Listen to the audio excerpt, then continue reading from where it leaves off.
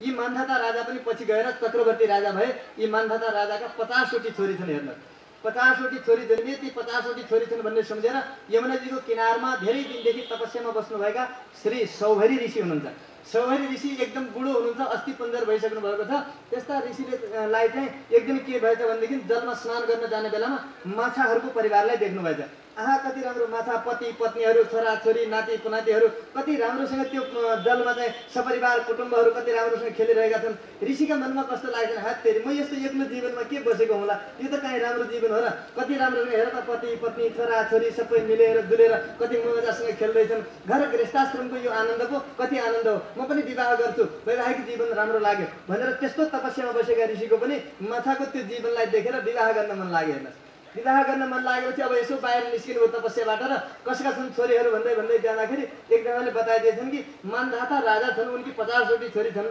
एउटी त महाराज हजुरले मागेपछि केन नदेलान्, जानुहोस् न माग्नुहोस् भनेपछि राजदरबारमा जानु हो राजाकी छोरी माग्नका निमित्त। हेर्दाखेरि पुरै तपस्यामा बसेको बिचरा ऋषि अस्ति पुन्जर एक एक हड्डी गर्न सकिने बुढो त्यस्तो ऋषि हुनुहुन्छ। माग्न जानुभयो राजाकी छोरी राजदरबारमा। यसो जानुभयो। राजन ऋषिले पनि पहिले त स्वागत गरे। किन आउनु भएको थियो महात्माजी, हजुरको दर्शन भयो, आज म धन्य भएँ। हो महाराज, अब हजुरका 50वटी छोरी छन् अरे, के भयो मलाई विवाह गर्न पनि नभाँचियोस् भने जस्तो यसले उपाय गर्छ होइन। बुढो देखेपछि उहाँ जाउ र छान्न लगाउने यसले। बुढो देखेर कसैले पनि मन पराउँदैनन् अनि दिनु पनि पर्दैन, बाँच्छु भन्ने यसले सम्झेको। अहिले आफ्नो तपस्याको बल देखाउँछु भनेर ऋषि त भर्याङमा चढ्दा चढ्दै आफ्नो यति वर्षको तपस्याले म कामदेव भन्दा पनि सुन्दर बनाऊ भनेर कन्यागारमा पुग्दा नपुग्दै त भयङ्कर सुन्दर कामदेव जस्तो सुन्दर पुरुष भनेर त्यहाँ 50वटी बहिनीहरूले जब त्यसलाई देखे, के अरे सौभरी ऋषिलाई देखे, उनीहरू त के भन्न लाग्यो भनेदेखि यी त मसँग बिहा गर्छु, म बिहा गर्छु यिनीसँग, त म बिहा गर्छु। अर्कीले भन्छ त होइन म गर्छु, तछाड पछाड भयो 50वटीमा। कति बहिनीहरूले त के भन्छन् भनेदेखि हजुरले त्योसँग बिहा गर्नुभयो भनेदेखि त्यसका त यस्ता दुर्गुण छन् महाराज, त्यसलाई त्योसँग नगर्नु होला बिहा। आफ्नै दिदी बहिनीहरूका पनि परस्परमा रुचाएर के उसलाई भन्दा मैलाई रुचायो भने चाहिँ मैसँग बिहा गर्न पाए हुन्थ्यो। तिनीहरूको त्यो भावलाई देखेर सौभरी ऋषिले भन्नुभयो चिन्ता नमान, हिँड म 50वटीसँग बिहा गर्छु। दरबारको माथिबाट उर्लेर राजाको बाटोबाट आउँदाखेरि त 50वटीको जुलुस लिएर पो नाइके भनेर आउनुभयो बाहिर। त राजा त छक्क परे, अचम्म विचित्र। लौ 50वटीका साथमा विवाह भयो। अब लिएर गए 50वटीका साथमा विवाह गर्दा हेर्नुहोस्, बहुविवाहको लागि शास्त्रले निषेध गरेको छ। कहिले पनि बहुविवाहको लागि हाम्रो हिन्दू शास्त्रले अनुमति दिएको छैन। परन्तु बहुविवाह गर्ने व्यक्तिको लागि सौभरी ऋषिको जस्तो भगवान कृष्णको जस्तो व्यवस्था मिलाउन सक्नु पर्दछ। 1-2 होइन 10 करोड विवाह गरे पनि त्यो अनुमति मिल्दछ। सौभरी ऋषिले के गर्नुभयो भनेदेखि 50वटी कन्या लिएर गएपछि 50वटा घर, 50वटा आफ्ना रूप पनि अलग अलग 50वटा रूप बनाउनुभयो। 50वटीका साथमा 50वटा रूप बनाएर बस्नुभयो। एक दिन एउटैले ऋषिले चाहिँ 50वटी छोरी लिएर गएको छ। बिचरा छोरीहरूको हालत कस्तो छ बुझ्नु जानु पर्यो भनेर राजा घुम्दै घुम्दै घुम्दै सौभरी ऋषिको उसमा जानुभएको त पहिले जेठी छोरीको घरमा जानुभयो। छोरी के छ हाल खबर, ठिकै छ भनेर छोरीलाई सोद्धाखेरि छोरीले के भनिन् भनेदेखि पिताजी अरू त सबै कुरो राम्रो छ, परन्तु यी हजुरका ज्वाइँ यो घर छोडेर अन्यत्र कहीँ पनि जाँदैनन् र भेट्ने मौका पनि मिलेको छैन। अरू बहिनीहरूलाई के पो छ हजुरले अरू बहिनीहरूलाई सोध्नुहोस्, अरू बहिनीहरूलाई चाहिँ सोध्न पठाइदिनु। अब त्यसपछि माइलीको घरमा गएर सोधेको त ऊ पनि त्यही भन्छ, पिताजी यति सुख छ यति आनन्द छ सबै कुरा ठिक छ, परन्तु दुःख के छ भनेदेखि हजुरका ज्वाइँ मेरै घरमा मात्रै बस्नुहुन्छ र अरू बहिनीहरूसँग भेटघाट गर्ने पनि मौका भएको छैन र के पो छ उनीहरूलाई दुःख छ कि उहाँ सोध्नुहोस्। सबै 50वटी बहिनीहरूले त्यही भनेपछि राजा छक्क पर्नुभयो कि ओहो मेरो ज्वाइँ कति विचित्र, आफ्नो तपोशक्तिद्वारा सम्पूर्ण नारीहरूका लागि जति विवाह छन् जति नारी छन् त्यति नै रूप त्यति नै घर त्यति नै सुख त्यति नै सौख्य सबै चिजहरू दिएर यस प्रकारले बसेको छ, धन्य हो भनेर यस प्रकारले सोच्नु। पछि सौभरी ऋषिले पनि धेरै दिनसम्म त्यस्तो ग्रहस्थाश्रममा बसिसकेपछि धेरै दिनमा उहाँलाई चाहिँ होस आयो कि ओहो मैले के गरेँ, कस्तो तपस्यामा बसेको, कस्तो राम्रो भगवानको समाधि योगमा यसरी बसेको आफ्नो जीवनलाई आज एउटा माछाको जीवनलाई देखेर, माछाको घर परिवारको सुखलाई देखेर मैले यो गृहस्थाश्रममा मन लगाएर आफ्नो आत्माको नाश गरेँ। अब जान्छु भनेर सबैतिरबाट अनुमति मागेर पुत्रहरूका जिम्मा ती सम्पूर्ण पत्नीहरूलाई लगाएर आफू चाहिँ पुनः आफ्नो पूर्व स्थानमा चाहिँ ऋषि यसरी पुग्नुभयो। यस्ता यस्ता विचित्र राजाहरू यस वंशमा भएका छन्। त्यस पछाडि यिनै यसै वंशमा सौभरी ऋषिहरू हुनुभयो। त्यसपछि यसै वंशमा सूर्य वंशमा त्रिशङ्कु नाम गरेका एकजना राजा हुनुभयो। त्रिशङ्कु कस्ता भयो भनेदेखि यही शरीरले स्वर्ग जान्छु भनेर गुरु वशिष्ठसँग चाहिँ एकपल्ट प्रार्थना गरे। गुरु वशिष्ठले भन्नुभयो कि यो मर्यादा गुरु वशिष्ठका छोरासँग यसरी निवेदन गरेका थिए उहाँले भन्नुभयो यो मर्त्य लोकको मर्यादा होइन, शरीर लिएरै कोही पनि स्वर्ग जाँदैन, त्यस हुनाले मरेर शरीर छोडेरै जानुपर्दछ, यो व्यवस्था मेरो हातबाट हुँदैन। त्यति बेला गुरु वशिष्ठ र विश्वामित्रको लडाइँ चलेको थियो। ल ठिकै छ, तपाईँले नसके पनि विश्वामित्रजीले त पुर्याइदिनु होला भनेर विश्वामित्रका शरणमा गए। विश्वामित्रजीलाई चाहिँ भने कि ल पुर्याइदिनुहोस्। उहाँले ल हुन्छ भनेर आफ्नो बलद्वारा यस प्रकारले स्वर्ग पुर्याइदिनु। स्वर्गका देवताहरूले त यहाँ बस्नु पाउँदैन भनेर धक्का लगाइदिए। उहाँबाट तल खसे उधोमुन्टो गरेर यहाँबाट माथि गइसके, यहाँबाट विश्वामित्र तिष्ठ भनेर माथि नै रोकिदिनु भयो। त्यही आकाशमा झुन्डिएर बस्नु पर्यो। यस्ता त्रिशङ्कु नाम गरेका एकजना राजा पनि यस वंशमा भए। त्यसै वंशमा फेरि हरिश्चन्द्र नाम गरेका राजा भए। हजुरहरू सबैलाई त्यो कथा थाहा छँदैछ, सत्यवादी राजा श्री हरिश्चन्द्र महाराज त्रिशङ्कुका पुत्र हुन् यिनी। यिनले पहिले सन्तानहरू नभएको हुनाले वरुणजी महाराजको यज्ञ गर्नुभयो र वरुणको यज्ञ गरेर उहाँले एउटा सन्तान प्राप्त गर्नुभयो। शर्त के थियो भनेदेखि वरुणकै पूजा गर्ने एउटा शर्त थियो। त्यही सन्तानद्वारा वरुणको पूजा गर्ने त्यस्तो शर्तमा लिएर आउनु। बालक जन्मियो, जन्मिने बित्तिकै लौ यज्ञ गर्नुहोस् भनेर वरुणजी महाराज आइहाल्नु। उहाँले भन्नुभयो कि अब पुत्र जन्मिसकेपछि पुत्रको मोह बढ्दै गयो, प्रेम बढ्दै गयो। उहाँले भन्नुभयो बालक जब जन्मेको हुन्छ त्यो दाँत नउम्रिन्जेलीसम्म ठिक हुँदैन भन्नुभयो, दिनु हुँदैन, पशु योग्य हुँदैन भनेपछि ल दाँत उम्रिन्जेली पर्खिनुभयो। दाँत उम्रिसकेपछि यी त दुधका दाँत हुन्, यी झरेर नयाँ दाँत आउनुपर्छ अनि मात्रै भन्। ती नयाँ दाँत पनि आइसक्यो। अब भने कि क्षेत्रीय बालक चाहिँ जब धनुषबाण चलाउने हुनसक्छ अनि मात्रै योग्य हुन्छ। धनुषबाण चलाउने पनि भयो। त्यति बेला चाहिँ इन्द्र महाराज आएर सम्झाइदिनु भएछ र त्यो बालक चाहिँ जङ्गलमा गएर उतै हरायो, आउँदै आएन। वरुणजी महाराजले जरोदर हुने श्राप दिनुभयो। पछि त्यो श्रापलाई मेटाउनका निमित्त ऋषिहरू विश्वामित्र आदि सबै ऋषिहरू मिलेर चाहिँ एउटा यज्ञ गरिदिनु भयो। अधिगत नाम गरेका एकजना ब्राह्मणका छोरालाई ल्याएर यसरी पशु बनाएर चाहिँ यज्ञको पशु बनाएर यज्ञ गर्ने विचार गर्नुभयो। त्यस यज्ञमा चाहिँ सबै पशु बनाएर मार्न तत्पर थिए, परन्तु विश्वामित्र ऋषिले आएर के भन्नु भनेदेखि होइन, यो ब्राह्मणको बालकको हत्या गर्नु यहाँ उचित छैन। कुनै यज्ञ गरेर वरुण ऋषिलाई, वरुण देवतालाई चाहिँ प्रसन्न गरिदिनुपर्छ, ब्राह्मणको बालक चाहिँ बचाउनु पर्दछ भन्ने सम्झेर सभामा चाहिँ उहाँले के गर्नु भनेदेखि ब्राह्मणको बालकलाई बचाइदिनु भयो। यज्ञद्वारा वरुण देवतालाई प्रसन्न गरिदिनु। वरुण देवता जब प्रसन्न भइहाले, ब्राह्मणको बालक बाँच्यो। सभामा ब्राह्मणको बालकले के भन्यो भनेदेखि अब मैले पिता कसलाई भन्ने, जो मेरो जन्म दिनेवाला पिता हुन् उनले मलाई बिक्री गरिसकेको हुनाले उनलाई म अब पिता भन्नै सक्दिनँ। अब जसले किनेको उनलाई पिता भन्नु भनेदेखि मार्नका निमित्त किनेको हुनाले त्यो पनि मेरो पिता भन्न लायक छैन, त्यसलाई पनि म पिता भन्न सक्दिनँ। भनेपछि अहिले मेरो जसले रक्षा गर्यो त्यो नै मेरो पिता हुन्छ भनेपछि विश्वामित्रलाई उहाँले पिता बनाउन चाहनुभयो र सभासदहरूले सबैले भन्नु हो विश्वामित्र ऋषिले नै तपाईँको रक्षा गरेको हुनाले तपाईँको पिता विश्वामित्र हुनुहुन्छ। उहाँले ठिकै छ, म तिमीलाई पुत्र बनाउँछु भनेर लिएर जानुभयो। घरमा लिएर जानुभएको त के भयो, 100 भाइ छोराहरू थिए पहिला पनि विश्वामित्रका। 100 भाइ छोरा मध्येबाट 50 जेठाहरूलाई चाहिँ मधुसुन्दरीहरूलाई सोध्नुभयो कि यो मैले यज्ञबाट बचाएर ल्याएको छोरो हो, यसलाई मैले छोरो बनाएको छु, तिमीहरूले यसलाई जेठो मान भन्ने शर्तमा उनीहरूलाई मनाउनु खोज्यो। जेठो मान भन्दाखेरि उनले के भन्यो भनेदेखि कहाँबाट ककालाई पक्रेर ल्याउनुहुन्छ, हामीले चाहिँ त्यसलाई जेठो मान्नुपर्ने के बाध्यता छ, हामी त मान्दैनौँ केही। नमानेपछि रिस उठेर श्राप दिनुभयो कि दुर्जन हो, तिमीहरूले पिताको आज्ञालाई पालन गर्दैनौ, मलेक्ष भइजाऊ तिमीहरू भनेर श्राप दिनुभयो।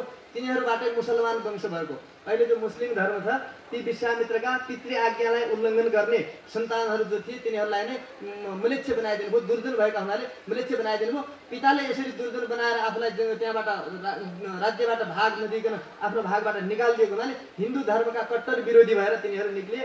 जे हिन्दूले गर्छन् त्यसको ठिक विपरीत गर्ने जात त्यस्तो प्रकारको भयो। हुन चाहिँ यिनीहरू पनि चन्द्रवंशी क्षेत्रीय के अरे विश्वामित्रकै सन्तानहरू हुन्। यस प्रकारले चाहिँ यो वंश जन्मियो र बाँकी रहेका 50हरूलाई चाहिँ मनाउनका निमित्त जब स्वीकार गराउनु भयो ती बाँकी रहेकाहरूलाई चाहिँ स्वीकार गराउँदाखेरि हो हुन्छ ल हामीहरू स्वीकार गर्छौँ भनेर उहाँहरूले चाहिँ स्वीकार गरेपछि सम्पूर्ण आफ्नो सम्पत्तिको भाग उनीहरूलाई दिइदिनु भयो र 50वटाको जेठो भनेर यस प्रकारले सुनसेट त्यहाँ बसे।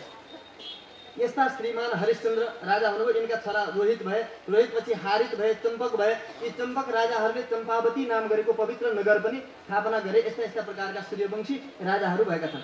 यसै वंशमा पछि गएर बाहुक नाम गरेका राजा भए। यी बाहुक नाम गरेका राजाको शत्रुहरूले राज्य अपहरण गरेर लिएर गए।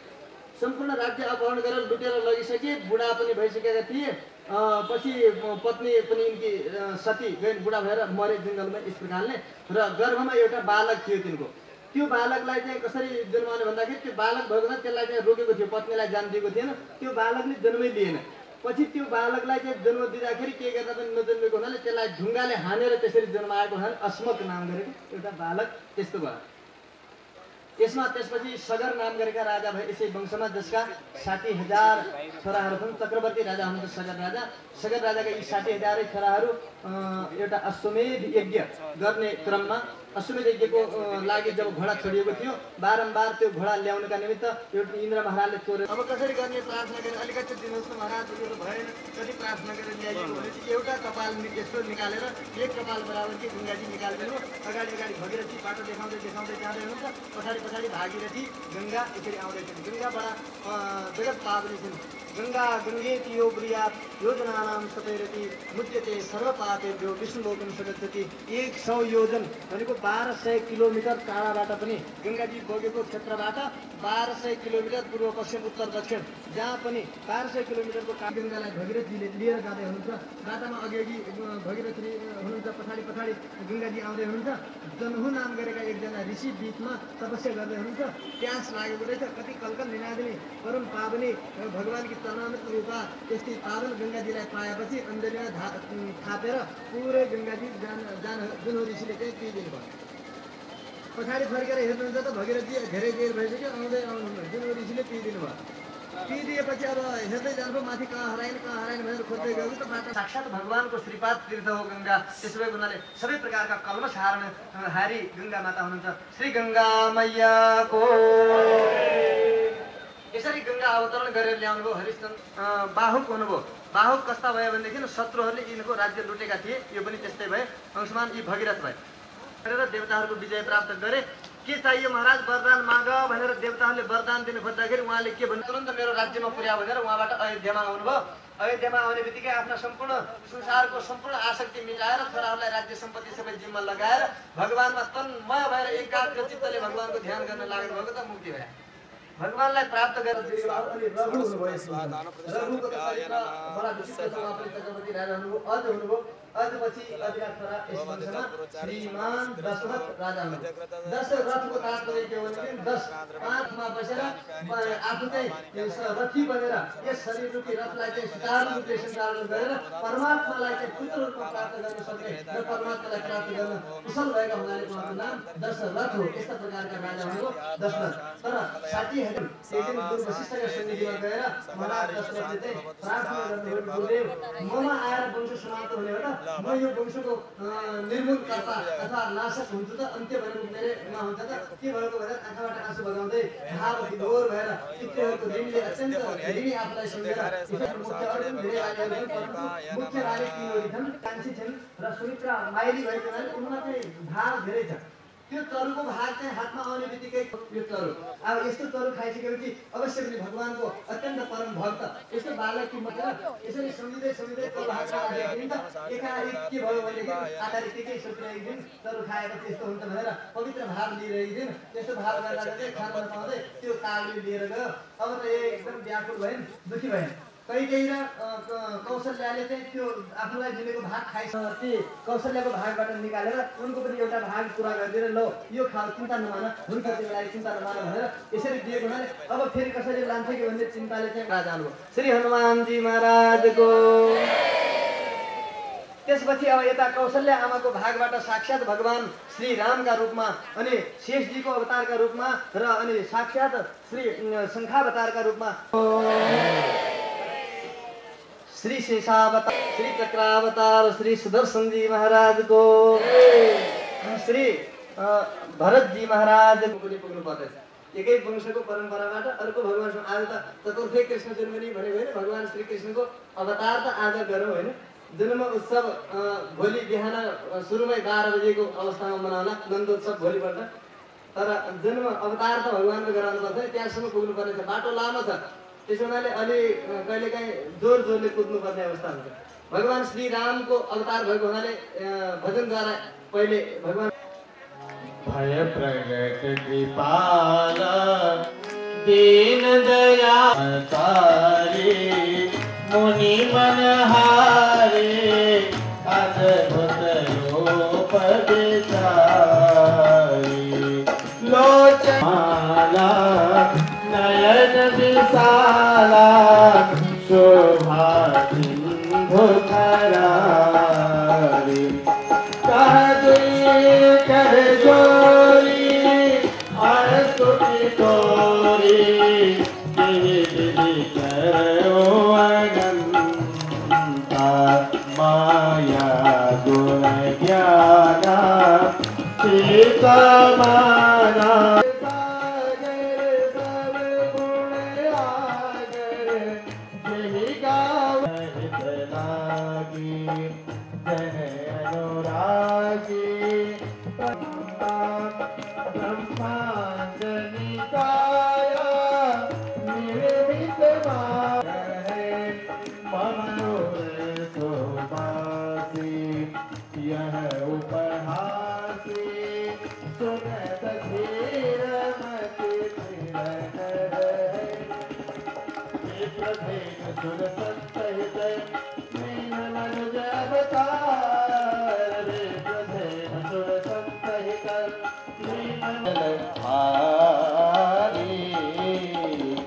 मंगल भवन मंगल हारी जब बिहारी जब सुत सरथ अजीर बिहारी। अरू पनि लोक कल्याणको भावना सानैदेखि नै भगवानको महिमा बढाउनका निमित्त श्री विश्वामित्र ऋषिले दशरथजीसँग मागेर लिएर जानुभयो। वनमा यज्ञ सुरक्षा गर्नका निमित्त दशरथजी महाराजले चाहनुभएको थिएन म जान्छु बरु यज्ञ सुरक्षा गर्नका निमित्त, मेरा बालक सानै छन्, यिनीहरूले भन्दा म गर्दछु म लड्दछु भन्दा पनि रामको महिमा हजुरले बुझ्नु भएको छैन, हजुर रामलाई दिनुहोस् भनेर अनेक गर्नुभयो। गुरु वशिष्ठले पनि अनुमोदन गरेपछि भगवान श्री रामलाई लिएर जानुभयो। जङ्गलमा गुरुको गृहमा भगवान श्री रामले गुरुकुलमा बसेर अध्ययन गर्नुपर्ने जान्नुपर्ने कुनै अस्त्र विद्याहरू धनुर्विद्याहरूको आवश्यकता त थिएन, तर पनि भगवान श्री रामले सम्पूर्ण लोकका प्राणीहरूलाई शिक्षा प्राप्त गर्नका निमित्त गुरुकुल नै सर्वोत्तम उपाय हो भन्ने सिकाउनका निमित्त गुरुकुलमा वास गर्नुभयो। सम्पूर्ण विद्याहरूमा पारङ्गत भइसकेपछि भगवानको विवाह आदिहरूको कार्यक्रममा जनकपुरमा श्री सीताजीको स्वयंवरको विवाहको कार्यक्रम चलिरहेको थियो। विश्वामित्रजीले श्री राम लक्ष्मणजीलाई पनि त्यही माध्यमबाट उहाँ लगेर जानुभयो जनकपुरमा। बाटिकामा पहिले नै फुल चुन्दै गरेका सखीहरूका साथमा माता जानकीले जब श्री भगवान रामलाई देख्नुभयो, अत्यन्त मन आकर्षित भइसकेको थियो। धनुष यज्ञमा जब त्यो स्वयंवरको यज्ञमा धनुष भङ्ग गर्ने क्रममा देश दिशाबाट आएका सम्पूर्ण राजाहरू सबै छन्, सबै राजाहरूले आफ्नो त्यो धनुष आफ्नो बल प्रदर्शन गरेर त्यो धनुष भङ्ग गर्न कोसिस गरिरहेका छन्, परन्तु कसैले पनि सकेनन्। अन्तिममा राजा जनकले रिसाएर ओहो आज पृथ्वी क्षत्रियदेखि रहित भइसकेकी रहेछन्, यस्तो भन्ने थाहा भएको भए म मेरो पुत्रीको स्वयंवरको नै रचना गर्ने थिएन, परन्तु मैले जानेन र यस्तो आज स्वयंवरको रचना गरेँ भनेर जब भन्नुभएको थियो, कुनामा बस्नुभएका लक्ष्मणजीले क्षत्रियहरूलाई यसरी ललकारेको सुनेपछि अत्यन्त आकुल व्याकुल भएर उठ्नुभयो र आफ्नो ओठ चबाउँदै भन्नुभयो कि होइन, त्यस्तो आज राजा जनकले सम्पूर्ण क्षत्रियहरूलाई नै किन यस्तो भन्नुहुन्छ। भगवान श्री रामले सङ्केत गरेपछि चुपचाप लागेर बस्नुभयो। पछि गुरु विश्वामित्रसँग आएर जब उहाँले भन्नुभयो कि गुरुदेव हजुरका साथमा आएका दुई कुमारहरूलाई पनि एकपल्ट मौका दिनुहोस् न भन्दाखेरि म केही भन्दिनँ, ल जान्छन् भनेदेखि गरौँ भनेर उहाँले यसरी गुरुले आदेश गरिसकेपछि गुरुको पनि परिक्रमा गर्नुभयो। भगवान श्री रामले अत्यन्त मर्यादित भएर धनुषको पनि परिक्रमा गर्नुभयो, फुल आदिहरू राखेर पूजा गर्नुभयो, प्रणाम गर्नुभयो।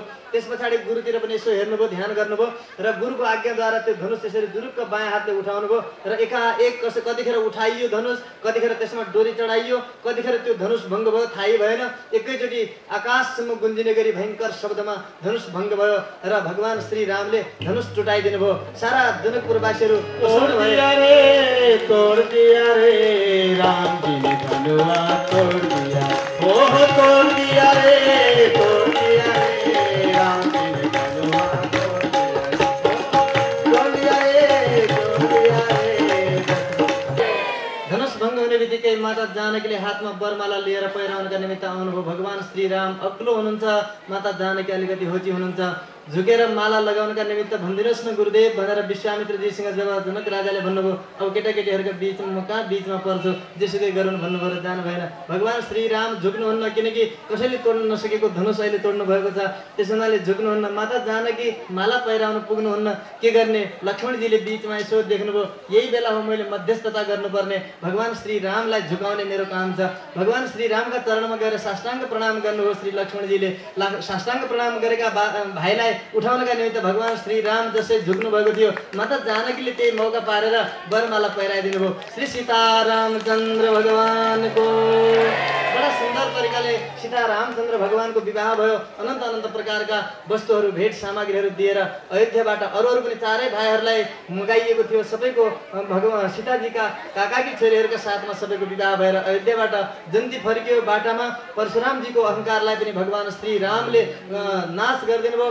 अब अयोध्यामा पुगिसकेपछि अयोध्यावासीहरूले हामी भगवान श्री रामका प्रजा कहिले हुन पाउँदछौँ, आहा कहिले सेतो हात्तीमा चढेर सेतो छत्र ओढेर हाम्रा राजा भगवान श्री राम, हामी भगवान श्री रामका प्रजा कहिले हुन पाउँछौँ भन्ने कामना राखेपछि दशरथले सोच्नुभयो कि होइन, पुत्र जन्मेपछि म 60,000 वर्षको उमेरमा पुत्र जन्मेको भए पनि म आफूलाई 16 वर्षको जस्तो मानिरहेको छु, म युवा छु, मैले प्रजाहरूलाई कुनै प्रकारले कष्ट पनि दिएको छैन, तर किन प्रजाहरू रामलाई चाहन्छन् भन्ने अभिलाषा प्रकट गर्दाखेरि राजन हजुरले कुनै कष्ट दियो भनेर होइन, परन्तु रामका प्रजा हुने हामीलाई रहर लागेको हुनाले मात्र हामी रामका प्रजा बन्न चाहन्छौँ, हामी रामका प्रजा बन्ने कहिले पाउँछौँ भन्ने इच्छा राखे। गुरु वशिष्ठद्वारा एकदम सुन्दर सायत हेरियो, परन्तु त्यो सायत पनि भगवानको इच्छाको विपरीत भएको हुनाले फेल भयो। कैकेयीले जङ्गलमा पठाइदिन्, वनवासमा जानुभयो। लक्ष्मणजीलाई वनवास पठाइएको थिएन, सीताजीलाई थिएन, परन्तु नित्य भगवानको साथ कहिले पनि छोड्नु नपर्ने जीवात्माको परम स्वरूपलाई देखाउनका निमित्त लक्ष्मण र सीताजी पनि निरन्तर साथमा जानुभयो। र जङ्गलमा जाँदा जाँदै पञ्चवटीमा पुगिसकेपछि दुष्ट रावणद्वारा माता जानकीको अपहरण भयो, परन्तु त्यो हुँदाहुँदै पनि बानर सेनाहरूका साथमा भगवानले मित्रता गर्नुभयो र समुद्रमा पुल हालेर रावण आदिको सम्पूर्ण वंशलाई बानर सेनाद्वारा विनाश गरेर सीताजीलाई लिएर 14 वर्षपछि भगवान अयोध्यामा फर्किनु भयो। तात्पर्य के छ भनेदेखि भगवानले त्यस अवस्थामा के मानवहरू थिएनन्, बानरहरूलाई मित्र बनाउनु भयो। मानवहरू थिए, हेर्नुहोस्, मानवहरू काम नलाग्ने भइसकेका थिए। उनीहरूलाई ज्ञान दियो भने पनि ज्ञानमा हिँड्नु छैन, ज्ञान जान्नु पनि छैन, चाहँदैन पनि, केवल भौतिकताको दृष्टिले युक्त भएका। जसरी आज मानिस केवल धन सम्पत्ति कमाउनुमा आफ्नो अस्तित्व र आफ्नो मानवतालाई गुमाएर एक मात्र धनको दृष्टिलाई राखेर केवल के अपराध हो, के राम्रो हो, के नराम्रो हो भन्ने कुरा जान्नै नसक्ने भएर यसरी बसेका छन्। त्यही प्रकारको अत्यन्त अपराधमय दृष्टिले युक्त भएका मानवहरू भएका हुनाले यस्ता मानवहरू भन्दा त बरु बानर काम लाग्दछन् भनेर भगवान श्री रामले बानरका साथमा मित्रता गरेर दुष्ट स्वभाव भएका, भौतिक दृष्टिले ओतप्रोत भएका सम्पूर्ण राक्षस स्वरूप मानवहरूलाई समाप्त गरेर धर्मको स्थापना श्री राम भगवानले गर्नुभयो। राम भगवानको यो परम पावन चरित्र छ। यस प्रकारले भगवानले आफ्ना परम प्यारा भ्राता भरतजीलाई जो साथ दिनुभएको थियो, जो वचन दिनुभएको थियो, त्यो पुरा गर्नुभयो। 14 वर्षसम्म यदि हजुर ठिक 14 वर्षमा फर्किनु भएन भनेदेखि म प्राण अन्त गर्नेछु भनेर भरतजी महाराजले गोमूत्रमा जौ उमालेर त्यसरी खाएर अयोध्यामा पनि नबसेर नन्दीग्राममा गएर बसेर यस प्रकारले भगवानले दिएका पादुकाहरूको पूजन गरेर यसरी बस्नुभएको थियो। 14 वर्ष पुग्दा नपुग्दै आत्तिएर भगवानको विरहमा एक दिन मर्छु भनेर श्री भरतजी महाराज जब समुद्रमा हाम फाल्न खोज्नुभयो, के अरे सरयुमा डुबेर मर्न खोज्दाखेरि दुईटा पुरुषहरूले एकाएक समातेर उठाएर ल्याएर दरबारमा पुर्याइदिए। को हो तिमीहरू, किन मलाई बचाउँछौ? म मर्न चाहन्छु, भगवान श्री रामका वियोगको यो जीवन व्यर्थ हो, म बाँच्न चाहन्न, किन बचायो भनेर परिचय सोद्धाखेरि हामी भगवानका पादुका हौँ, भगवानले हामीलाई सुरक्षाको जिम्मेवारी दिएको छ, जबसम्म हजुरलाई भगवान श्री रामलाई हामी समर्पित गर्दैनौँ तबसम्म हामी हजुरलाई प्राण अन्त गर्न दिँदैनौँ। यस प्रकारले भरतजीको रक्षा गरेर भगवानका पादुकाले यसरी राखेका छन्। यहाँ यो राम चरित्र यस्तो छ कि बडा विचित्र छ।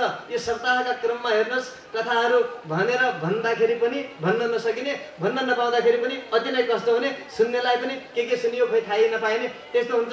4-4, 5-5 महिना चतुर्मासका रूपमा 5-5 घण्टा हामीले यस भागवतको चर्चा परिचर्चा गर्दछौँ र त हामीलाई पुग्दैन, अझ पनि 4 महिनाले पुग्दैन। अब सप्ताहमा मिलेको बल्ल बल्ल 4 घण्टाको समयले कति भन्ने र कुन रूपमा ती रसहरूमा डुब्ने डर पनि लाग्दछ कहिलेकाहीँ। यसभित्र भएका यी पावन चरित्रहरू, यस्ता महान परमात्माका यी चरित्रहरू, महान परमात्माका भक्तहरूका यी चरित्रहरू काहीँ छुटिहाले, काहीँ नाम मात्र पनि लिन सकिएन भनेदेखि के भन्नु होला, उहाँको अवतार लाग्ला भन्ने डरले नाउँ मात्रै छोएर पनि हिँड्नुपर्ने कुद्नुपर्ने अवस्था आउँछ। समयको अभावले अति नै गहिराइमा गएर अति नै भाव विभोर बनाएर भगवानका गुणहरू गाउने इच्छा हुँदाहुँदै पनि समयको बाध्यताले गर्दाखेरि गर्न पाइँदैन। मौका मिलेपछि भगवानसँग हामीले प्रार्थना गर्नुपर्दछ।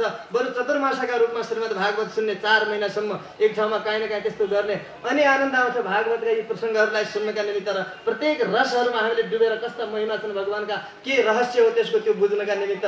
अन्यथा यी शब्द यहाँ त कस्तो हुन्छ भनेदेखि सप्ताहका रूपमा त देउसी खेले जस्तो क्या, टापटिपे साइला देउसीले भन्यो, मण्डुका पुलुत्त न्याएन भने त क्या भ्यागुतो हिँडे जस्तो। भ्यागुतो हिँड्न त हिँड्छ बिचरा, यहाँबाट हप्प उहाँ हम फाल्छ, फाल्छ अनि उहाँ हाम फालेपछि यहाँबाट उहाँसम्म त पुग्यो तर त्यो बीचको जमिनलाई त छुँदै छैन नि त अनि त्यहाँबाट फेरि अर्को ठाउँमा हाम फाल्छ हो यस्तो हिँडाइ गर्नुपर्ने अवस्था आउँछ यो समयको अभाव हुन्छ रसमा सप्ताहका क्रममा यसरी डुब्न सकिँदैन तर पनि भगवान श्री रामका यी पावन चरित्रहरूलाई नमन गर्दै भगवान श्री रामका वंशहरूमा धेरै धेरै यस वंशमा भए सुमति भए अन्तिममा गएर सुमित्रामा गएर श्री यो सूर्य वंशको समाप्ति यसरी हुन्छ अनि अयोध्याका राजाहरूको निमि वंशको पनि यहाँ वर्णन गरिएको छ निमि वंशका राजाहरूको पनि यहाँ चरित्र सुनाइएको छ त्यस पछाडि अब चन्द्र वंशमा हामी जाँदैछौँ चन्द्र वंश भनेको को त उही जो मनु महाराजका छोरा जो सुद्युम्न भएका थिए 6 महिनाको लागि छोरी 6 महिनाको लागि छोरा हुने भएर आएका थिए उहाँ छोरी भएर बसेका बेलामा चन्द्रमाका छोरा बुधबाट एउटा छोरो जन्मेको थियो जसको नाम थियो पुररवा त्यो पुररवाबाट चलेको जो वंश हो त्यसलाई चाहिँ चन्द्र वंश भनेर भनिन्छ यी दुईटै वंशहरू भगवानबाटै चलेका छन् सूर्य वंशको पनि प्रधान भगवान हुनुहुन्छ चन्द्र वंशको पनि प्रधान भगवान हुनुहुन्छ त्यहीबाट यो वंश चल्दै आएको छ यसमा यी पुररवा भए पुररवाले के गरे भनेदेखि उर्वशीलाई प्राप्त गर्नका लागि इच्छा गरे उर्वशी पनि श्राप भएर मानव बनेर आउनुपर्ने अवस्था थियो र जय गरी यसपछि यसै वंशमा गाधी भए गाधी कस्ता भयो भनेदेखि यिनकी छोरी एउटी थिइन् जसको नाम थियो सत्यवती सत्यवती छोरी थिइन् यिनलाई चाहिँ ऋजिक नाम गरेका एकजना मुनिलाई दिनुभयो र छोराहरू कोही नभएको हुनाले ऋजिक नाम गरेका मुनिले चाहिँ चरु बनाउनु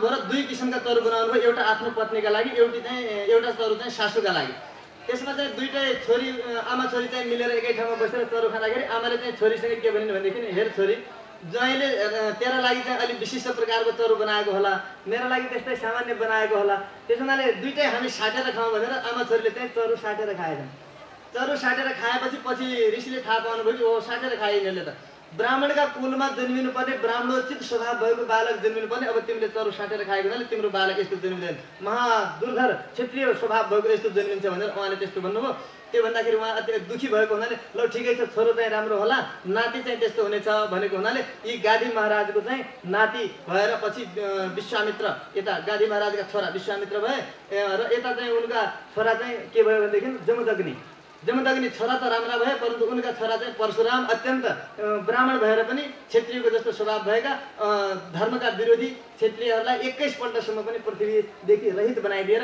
यस्ता प्रकारका यी जन्मिए यी पनि यही चन्द्र वंशका हुन् यसपछि यी गाधीका के भयो भनेदेखि यिनले ऋचिकको सत्यवतीको विवाह गर्दाखेरि पनि एउटा शर्त राखेका थिए 1000 श्यामकर्ण घोडा ल्याउन सक्ने भएपछि मात्र छोरी दिन्छु भनेका थिए 1000 श्यामकर्ण घोडा भनेको कान मात्र कालो भएको अरू सबै शरीर चाहिँ सेतो यस्ता प्रकारका 1000 घोडा ल्याएर दियो भने छोरी दिने यस्तो भएपछि उनी वरुण लोकमा गएर वरुण देवतासँग यस्तै घोडा मागेर ल्याएर यस्तो विवाह गरेका थिए पछि यसरी विवाह गरे गाधीबाट विश्वामित्र भए र यता ऋतिक ऋषिका पुत्र चाहिँ जमदग्नि भए जमदग्निबाट पछि परशुरामजी भए परशुरामजी महाराजले 21 पल्टसम्म क्षत्रियहरूको नाश गर्नुभयो हय वंशी क्षत्रियहरूको र सहस्रार्जुन नाम गरेका एकजना राजा हुनुहुन्थ्यो 1000 हात भएका अत्यन्त बलशाली राजा यिनको कस्तो थियो भने एक दिन जमदग्नि ऋषिको आश्रममा यसो घुम्दै गए जमदग्नि ऋषिले चाहिँ आतिथ्य सत्कारका लागि निमन्त्रण दिए अनेक सेनाहरूका साथमा यी राजा थिए हुन्छ त भनेर निमन्त्रण स्वीकार गरे निमन्त्रणमा आएपछि त ऋषिले यस्ता विचित्र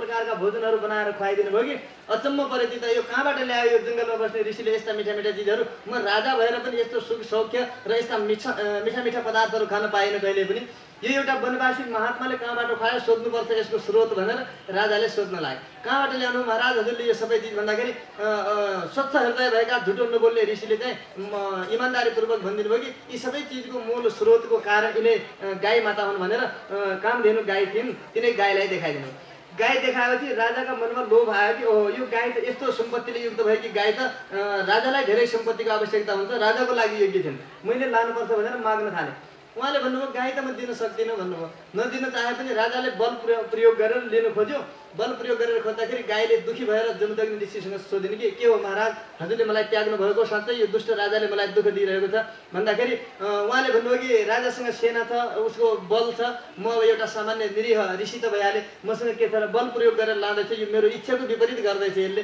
भनेपछि गाई माताले आफ्नो रक्षाका निमित्त सम्पूर्ण आफ्ना श्वासबाट रोमबाट दिशा पिसाबका अङ्गबाट सबैतिरबाट विभिन्न प्रकारका एवं सेनाहरू प्रकट गरेर सहस्रार्जुनका सम्पूर्ण सेनाहरूलाई परास्त गरेर यस प्रकारले विजय गराएर जमदग्नि ऋषिको साथमा बसिन्। पछि त्यही कारणले गएर धर्ममा विरोध गर्दै गर्दै रिस गर्दै गर्दै गरेर तिनको लडाइँ चल्दै गयो। अनि पछि शस्त्रार्जुनलाई पनि परशुरामजी महाराजले यसरी काटिदिनु भएको थियो।